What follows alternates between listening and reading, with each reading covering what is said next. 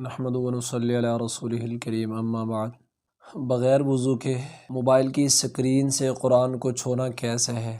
اور ویسے مصحف قرآنی یعنی قرآن مجید جو کتابی شکل میں ہے اس کو بغیر وضو کے چھونا کیسے ہے۔ یاد رہے جو قرآن مجید موبائل میں ہے وہ بھی قرآن ہی کے حکم میں ہے۔ جب ہم اس کی تلاوت کر رہے ہیں تو سکرین سے جو قرآن کو چھونا ہے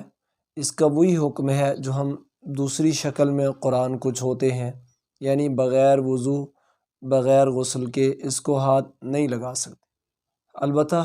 اس موبائل کو تو ہم پکڑ سکتے ہیں، چھو سکتے ہیں، اس کی سائڈ سے جیسے ہم اوورال موبائل پکڑتے ہیں موبائل کو پکڑا جا سکتے ہیں، لیکن جہاں تک سلسلہ ہے قرآن سکرین کے اوپر کھلا ہوا ہے اور اس سے قرآن کے صفحوں کو پلٹنا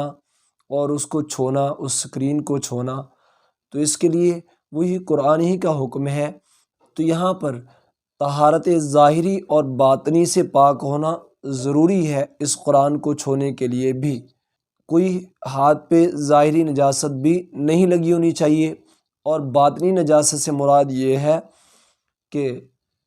حدث اصغر اور حدث اکبر سے بھی پاک ہو، یعنی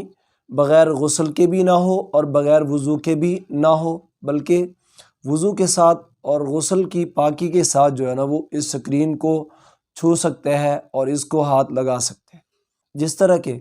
عام جیسے قرآن مجید کتابی شکل میں ہے، ہم میں سے ہر آدمی جانتا ہے